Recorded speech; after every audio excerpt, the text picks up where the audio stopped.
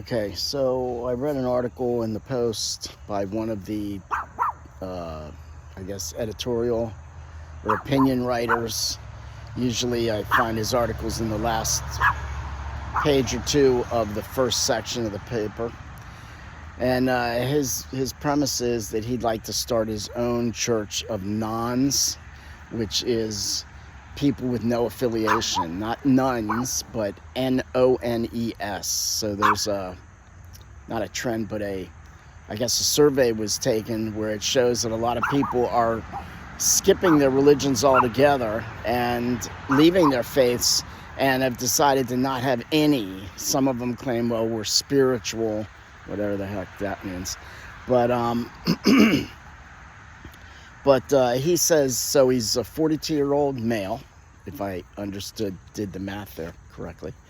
And he was raised probably some form of Baptist, Methodist Christianity that was not Catholic, the church that Jesus started. He was in a church that Jesus didn't start.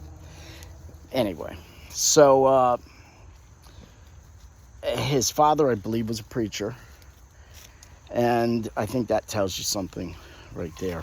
But so he in college, I'm just telling you this from memory. I should have gone piece by piece with the paper in front of me, the article. But he said in college he kind of drifted away. He liked the freedom of not having to go to service on Sunday morning, but he missed the camaraderie. So, like so many college students and so many people, church, faith, God, these are hard things to do. I mean, it's not easy. It doesn't just happen. You have to work. You have to get up on Sunday morning. You have to sit down instead of in front of your TV and read your Bible a little bit and you have to sit down and spend silent time with God in prayer. I mean, there's a lot of stuff that I've told some close young people to me that religion is, I know why, it seems to me religion is just inconvenient for people because it gets in the way of them having fun. And if you're a college student, well, you've got your studies, you got your extracurriculars, and then of course you want to have as much fun. Well, a lot of kids want to have as much fun as they can. I don't know if he was one of those partiers or not, but church is inconvenient. And so as he got older, he didn't like the politics in churches. He didn't like I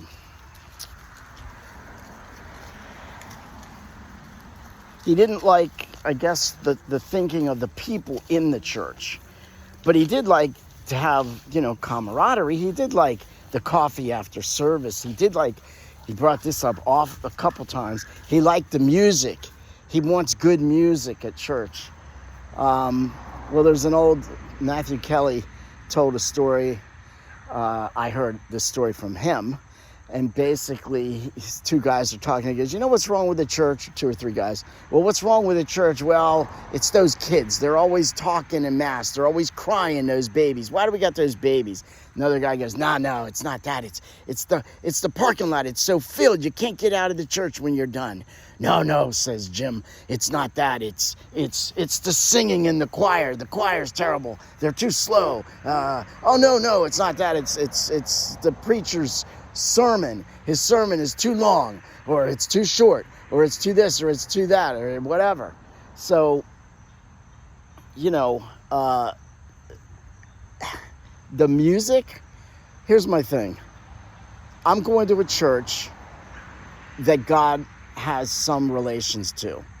And obviously I want to go to the church that God has the most affiliation with. Now, Martin Luther walked away from the Catholic Church. Wesley, John Smith, Zwingli, all these people started their own churches. They did not start the Catholic Church. Jesus started the Catholic Church. So, and these historical facts, these men started their own churches on certain days, basically in the 1500s and 16 and 1700s, for the most part. And Jesus started his 2,000 years ago. So I don't care about the music. The music's inconvenient, but it's not a church killer for me. It's not a faith killer. Having coffee, having camaraderie, having all that's nice, and that's in my church. We don't have coffee after, but the parents of the children at the school get together, the older people get together and do things. But anyway, that's off the top of my head. That's what I was thinking about, and that's that article.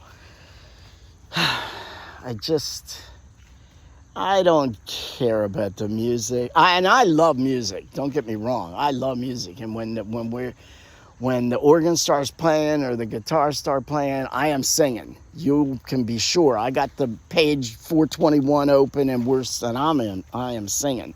But the important thing is, where does God want me to be? Well, God sent his son, Jesus Christ, right?